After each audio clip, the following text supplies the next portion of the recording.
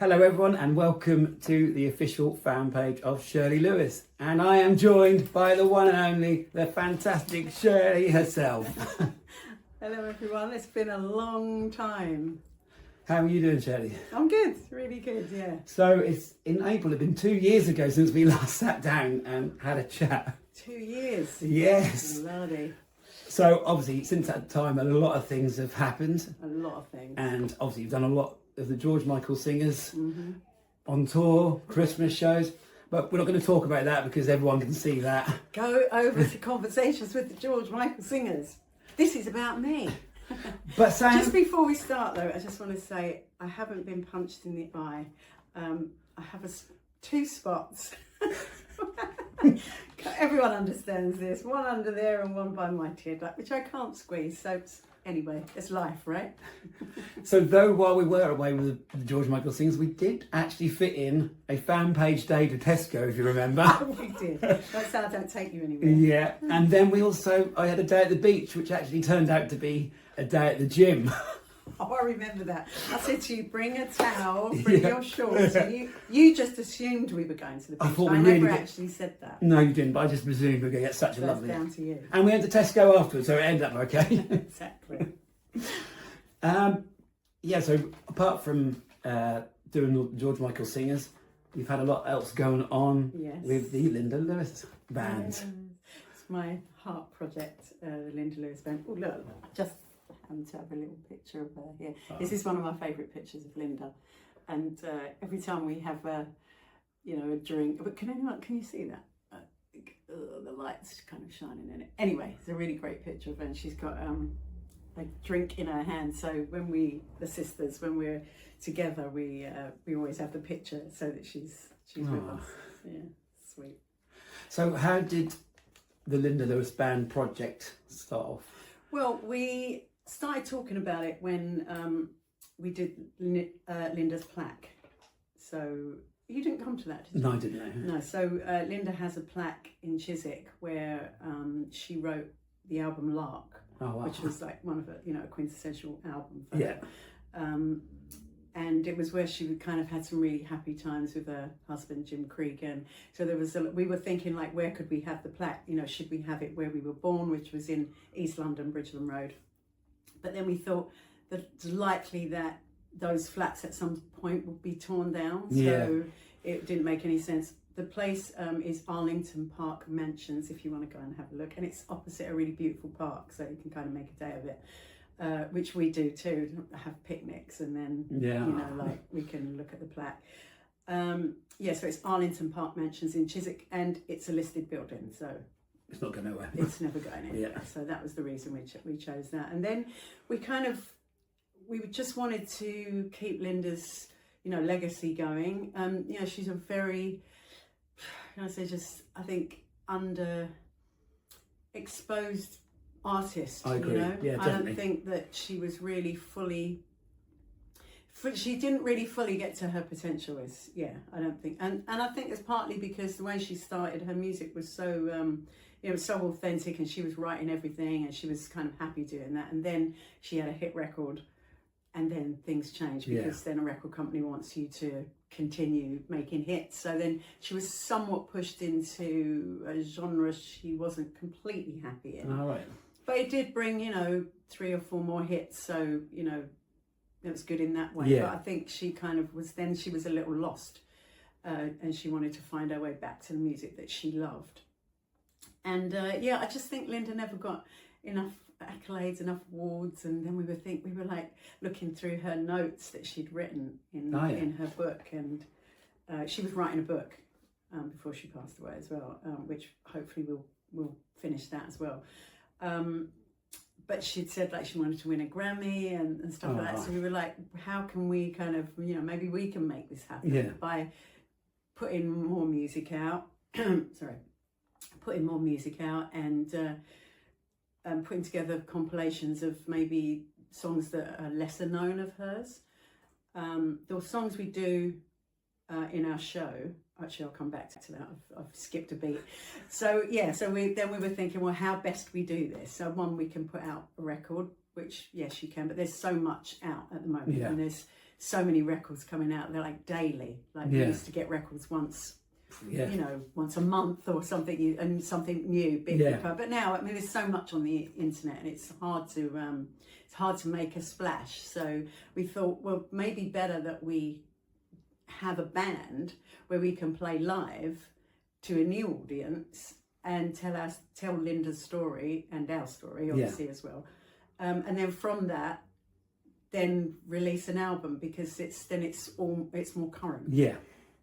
So yeah, that's it. So that's how it came about. And then from then, we were like, you know, we've just got to do it. And I'm kind of a person that if you give me an idea, I'm just going to run with it. My sister Dee, she's like, she has loads of ideas, but she's like, you know, she'll tiptoe into them. I'm just like, no, you said you wanted to do a band, you want to do gigs. You are straight there. You're So then I ended up just like booking the gig, and they were like, and then Dee said, oh my God, I guess we're doing it. I'm like, yeah, we're doing it. So we did 2 shows, one at Pizza Express, Holborn, and the other one was the Half Moon in Putney.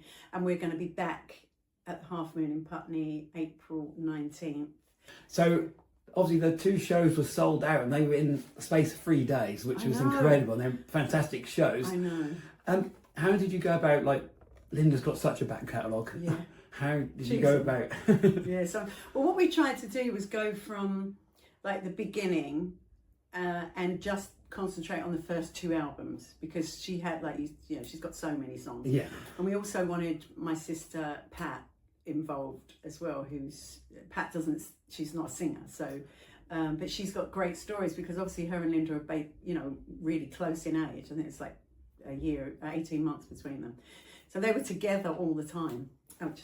I just happened to have, I'm like, this Blue Peter. It's the one I prepared earlier. So here's one I prepared earlier, and that's my sister Pat there. I'm not sure if you can see it. It's kind of, there's a lot of light here, but anyway, we wanted to make sure that, you know, Pat had some involvement in it as well. So she did the story. So basically we started from how Linda actually even got her name, Linda Lewis. That's not our family name, by the way. Everyone thinks that it is. Our family name is Fredericks. So Pat tells the story of how Linda got her name, and subsequently how we all then became the Lewis family.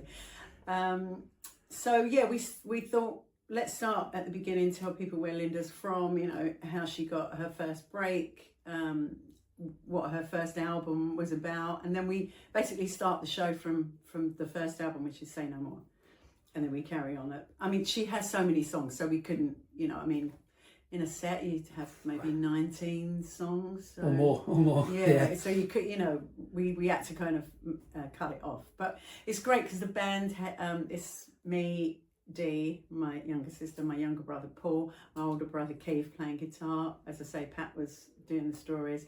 Linda's ex-husband, Linda's favourite husband, Jim Cregan, on guitar. James Hawaii on bass, who is Robert Hawaii's son.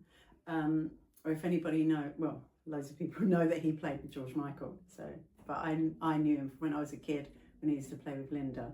And Richard Bailey on drums, who also played with Linda, and he was the drummer in the first time I worked with Linda. He was the drummer. Oh wow! And he was really, I didn't realise he was young. He was like, he told me after he was like 17, but I thought he was like a man because I was 13 or something. Yeah. So I had a major crush on him, but I thought he was a grown man. He was like, but I was only 17. I was like, oh wow, I could have gone out with you after all.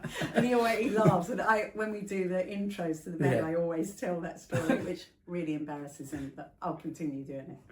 Was it hard to get those guys involved? Not at all. As soon as we said we're doing something for Linda, they were there. They didn't ask, are they being paid, what they're being paid? And they were like, yeah, we're there. It's just so lovely. They all love Linda. And I think for anyone who was at the 2 shows or hasn't been, it is such a family. The band, it says family band. It's a family band. And like you say, Pat's involved. It's really special show. Yeah, it's a family. It's a family band for sure. And I do think people like to see. I think they enjoy families. I think that's why some of those reality shows of, you know, even the Kardashians or the Braxtons or whatever, I think people are fascinated by family. Yeah. Because some people are, you know, are only children or they're not close to their family, so it's kind of nice to have a look inside. This particular show that we're doing April 19th is more of a Q&A than we did before. The first two shows we were, like I said, we were telling Linda's story from kind of beginning to when she became famous. So we go up to from beginning to like 1975. So obviously we've got so much more to go. So this show is primarily those songs, but now people can ask us questions about, or if people have been to see Linda or met Linda, or, you know, so we'll be interacting a little bit more. So that's what this show is about. It's a bit more of interaction with, you know, because a lot of Linda's fans came to the show. A lot of George Michael fans came to the show. Thank you for that. So they're actually really amazing because they do celebrate and support me with like whatever I'm doing, which I really appreciate. Yeah. So just going back to the end of 2024 when we did you did Shepherd's Bush with George Michael singers. This was the first time you personally has come to the front of the stage for a very long time. And then obviously you've done the George Michael singers last year, and then the Linda Lewis band shows. How were you feeling coming to the front of the stage? When we did Shepherd's Bush, I was quite like nervous, I guess. One, because we're representing George Michael, so, and we know how, you know, he wants his music to be, and we hoped that we'd got that right. So I was a little bit nervous about that, although I shouldn't have been, because we've got Steve Sidwell, who's an incredible MD, and the band are amazing, and he's George Michael's MD, so he knows exactly how things should be. But I was still a little bit nervous because, you know, you're always a little bit behind the person, and you're just there to support the act. Like if they turn around and go, oh, they can't hit a note or whatever, you're their support. That's exactly what a backing vocalist does, is support the artist. So it was a little bit scary to be out there without him, you know, and felt very strange. I was just going to ask that. It must have felt strange. It felt strange not having him there. And we started the show with a chair and a spotlight and the music to the beginning of Cowboys and Angels, and then the kind of light faded, and then we came in because we wanted to establish George's presence and just think that he's there and we're still his backing vocalist. That's kind of the idea. But it did feel strange. It was very emotional. I mean, I'm a crier anyway, but I mean, I had a lot of emotion that night, and I in fact I still did we did a little tour after that. It was only like 8 shows, and I was just towards the end of it, I was kind of getting a grasp of not being so emotional when I was singing. Sometimes I was actually couldn't even sing, and poor Joe and Jay are like, they're looking at me all the time, so is she gonna sing or is she not? Sometimes I just don't sing because I can't. It's hard to sing through, you know, when you're crying. And it's just towards the end of that tour I kind of got a hold of my emotions, and I think probably going forward it's going to get easier for me, because it's still you know, when you do something like You Have Been Loved, that's tough. Lyrically it's tough. it just, I don't know, it just gets you, and I you know, anyway I was scared of the emotion, but now I just, if it happens, it happens. I just got to live with it, you know. Because you've written yourself through it, because you've got the George Michael singers, and then I have Linda's. When you did the and Liz band, and you got emotional on those as well, which of course you will. Of course, but I think it helped me doing the George Michael shows. I would have been a real mess at Linda's show, and I did have a few moments. Again, because everything I'm doing is so close to my heart. These are not just shows. They're such about someone else's life, you know. I had actually a really, and I do get quite a lot of awful messages on social media, but someone messaged me not too long ago and said like how disgusting I was for performing George Michael's music and profiting off of him not being here. And I said to the person, I'm just going to, I don't normally say anything, but I said, I just want to explain something to you. One, George Michael loved and appreciated me, Joe, and Jay. He wanted to work with us, and he recorded with myself and Joe the majority of his career. When he used backing vocals, he used us. He could have used anybody, but he didn't. The people that he used was myself and Joe. So we were part of, when you're doing vocals, although George is very specific about what he wants, you're still adding a flavour.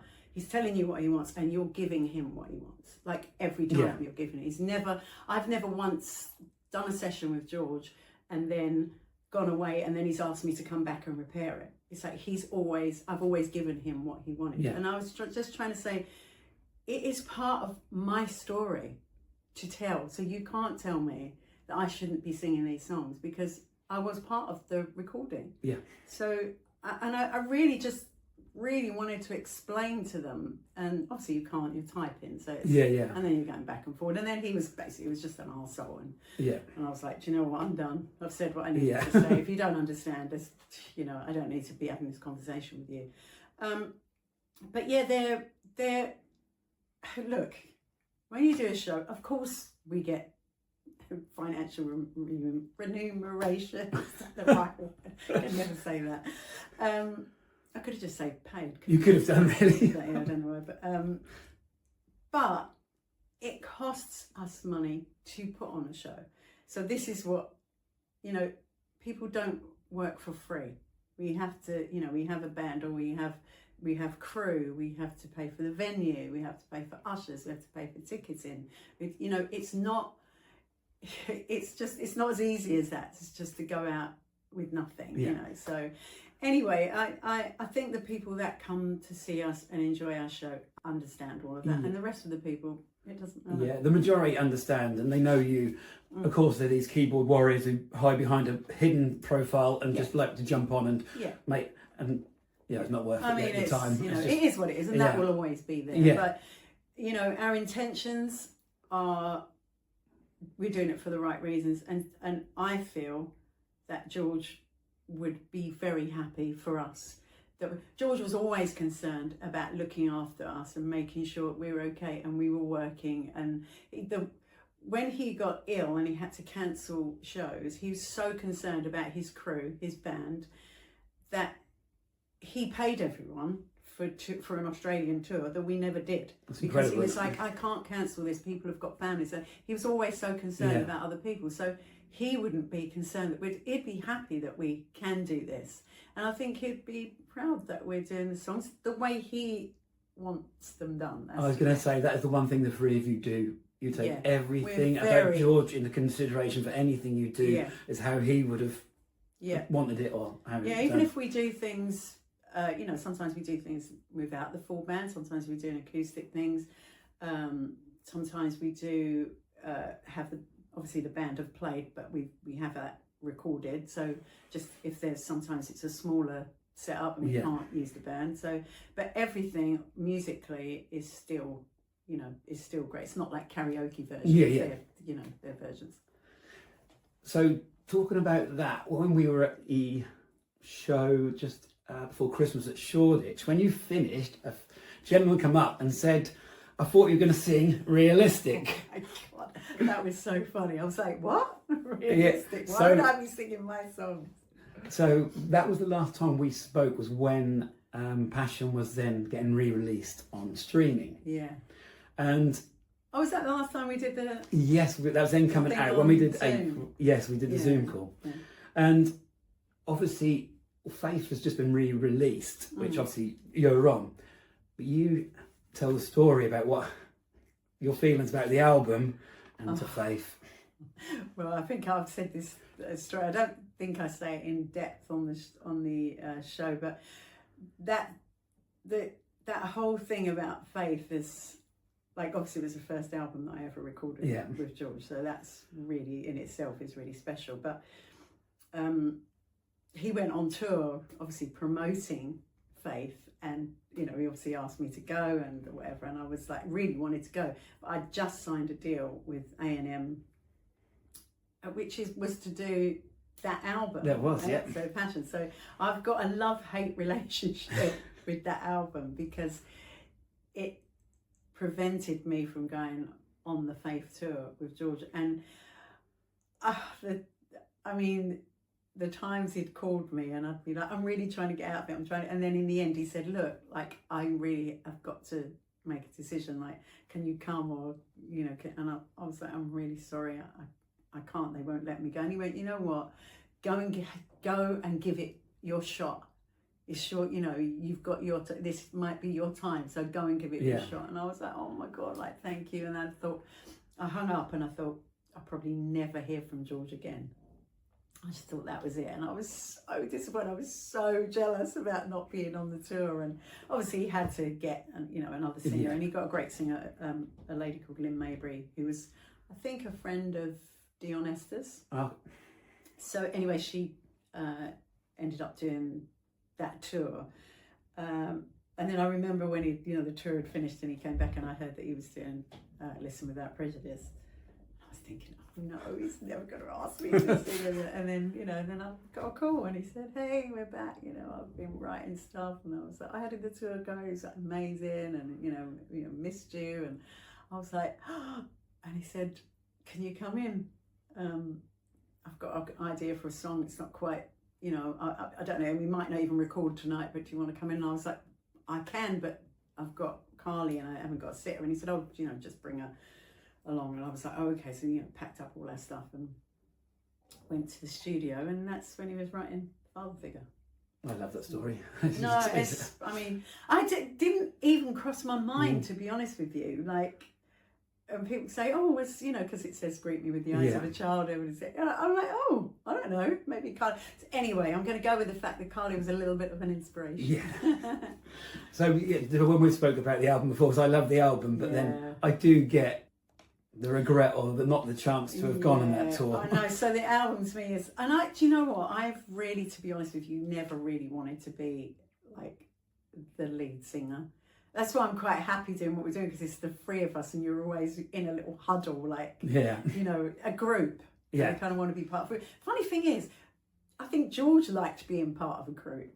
And that's why I think he liked his singers. He liked to have his singing. He liked to have his security blanket, like someone that he knows. If you know, even if I remember when we did Symphonica, the beautiful Phil Ramone wanted to use his American band and singers, people that he'd worked with and whatever. And George was like, okay, the band, I get it. He said, but I'm using my singers.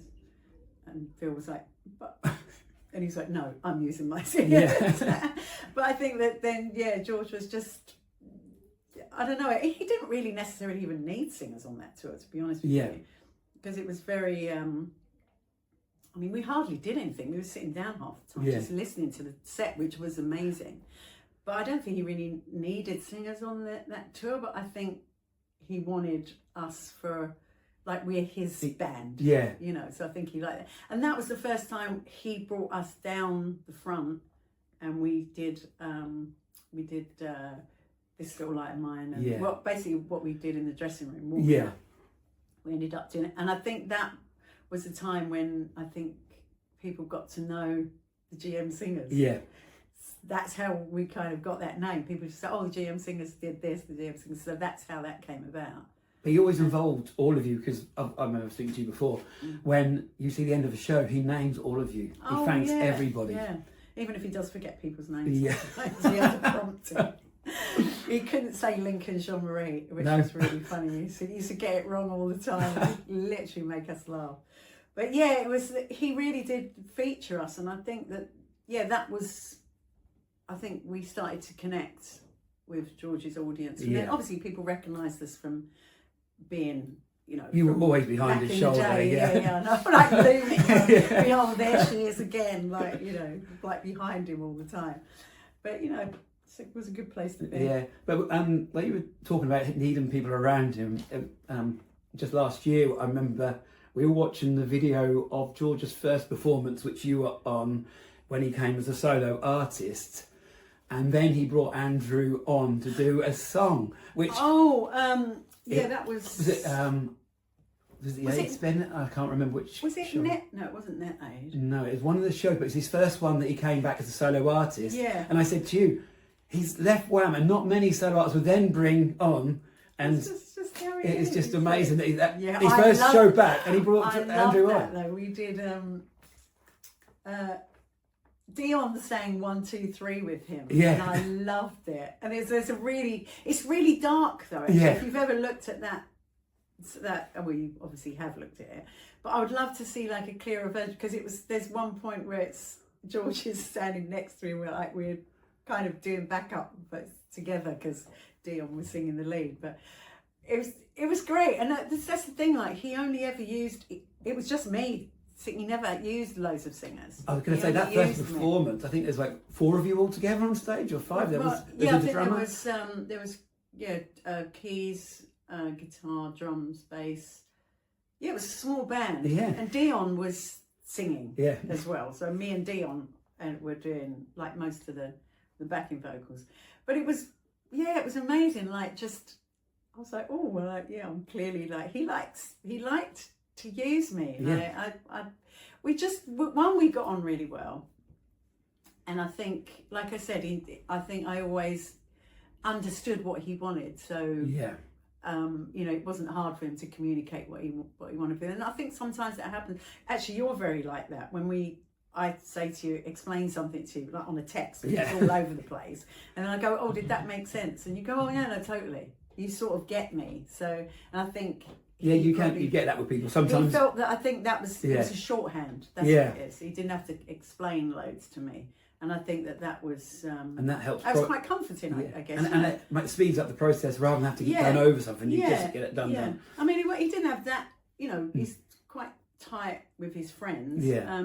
And I think Joe was more of a friend, social friend with George. I was like more a work friend with George. I didn't see him that much on socials, but the work, we were good work buddies. And I think Joe had more of a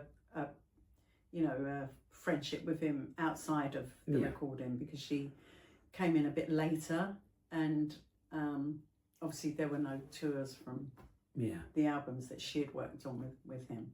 So she wasn't away with him for long periods of time.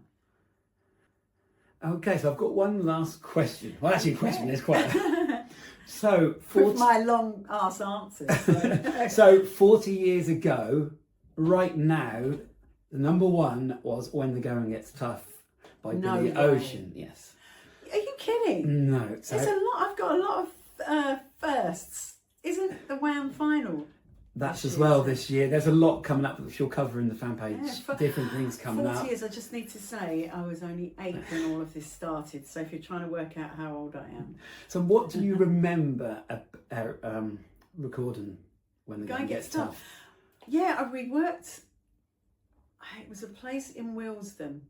God, they used to call it something. And my memory sucks, man. It's just terrible, but you're used to that. Yeah. But we went in. There was me, my sister Dee, and a singer called Patrick Booth, who was a really good friend of mine at the time. Actually, he's a bit like Jay. Very similar voice as well. It's very similar looking to Jay. I don't actually know what he's doing now. I haven't seen him for years. But yeah, it was just us lot went in and did it. And they wanted a kind of Motown-y sound, and me and Dee kind of managed to create this, that hoo, hoo, hoo. It was very 60s, and they just loved the recording. And then a little while after, we had a call from the label that said, at the time, I don't think they even do this now, but at the time, you had to sign a waiver for somebody else to mime to your vocals. I don't think anyone bothers about that now. And they said, oh, they're doing Top of the Pops. And we were like, oh, great. And so, but they don't want to use you. And we're like, oh, that's not so great. Yeah. But they want Kathleen Turner, Danny DeVito, and Michael Douglas. That's amazing. To sing your parts, and I was like, I can't say no to Michael Douglas. So yeah, that's one thing. So I gave Michael Douglas permission to my voice. So when you were saying about the ooze bits, I'm not singing. did you and Dee come up with that yourselves, or was that already? No, that's the thing. So when you're doing backing vocals, you can't help but come up with ideas to enhance the song. We did that many times. I mean, me and Dee used to do like every session, like in the 80s we were doing.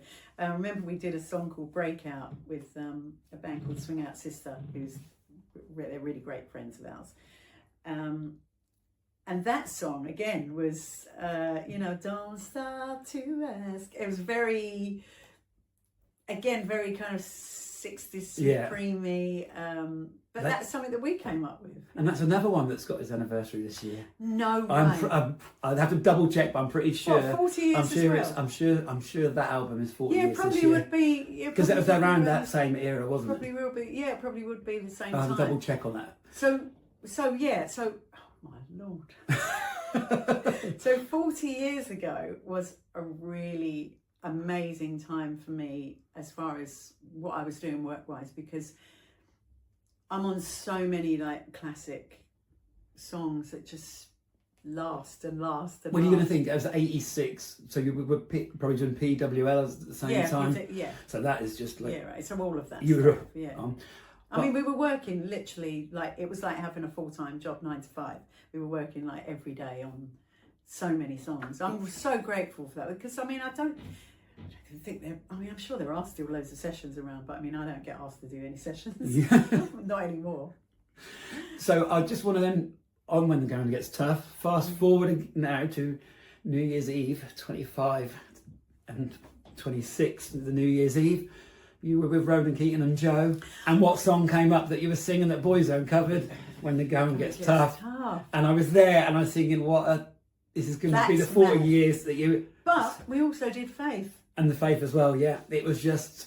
I mean, I am so grateful for working with Ronan on that New Year's Eve show, and meeting the Boyzone guys, who are absolutely like so lovely.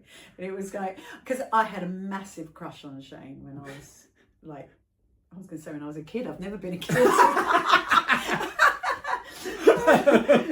Since when they were first come out, and I was like, oh my God, now I'm working with Boyzone. But it was really great, because I was thinking, you know what, I have been in the industry a long time, and to me, I was like, wow, like I'm kind of still doing it, and it's. It was amazing, and everybody had that show on as well. Like loads of people were messaging me going, like, even if they were at a party, and they were sending me screenshots of the thing, because it was on in the background, so many people saw it. And as well, with the George Michael singers, you and Joe are getting recognised a lot more now. And the amount of messages I got, I just think I was in the George Michael singers on the BBC. Great. They were great, and the guys were really brilliant to work with, and it was really good doing Going Gets Tough. I enjoyed that.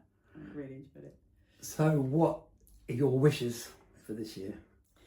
My wishes for this year is just to keep doing what we're doing, really. Just get our the George Michael singers out there, and try to take the show around the country a little bit more, because I think we've done a lot of when we did the mini tour, I think we hit a few places, but I mean, we only did 8 shows, so it wasn't, it wasn't vast. So I think that it'd be really good to get out to a few more parts of the country. And we've got some really special events coming up. Well, we're doing the George Michael birthday show, which is going to be... That's going to be special. Putney, I think literally there's like 5 tickets left for the matinee and that, so that will probably be sold out soon. Yeah. The evening show is already sold out. And then we've got something, really, hopefully, coming towards the end of the year, but we can't say nothing about that yet. And the Linda Lewis Band, we're doing, obviously we're doing the show on the April 19th. So lovely catching up with you. Oh, thanks, Paul. And And I'll see you soon anyway. I'll see you in a minute. Yeah. We're going out for a drink, so. We always finish things with going out for a drink. Thanks everyone for, supporting the fan page, and Paul does a great job at keeping you up to date with what I'm doing. Stay tuned. Thank you. See you later.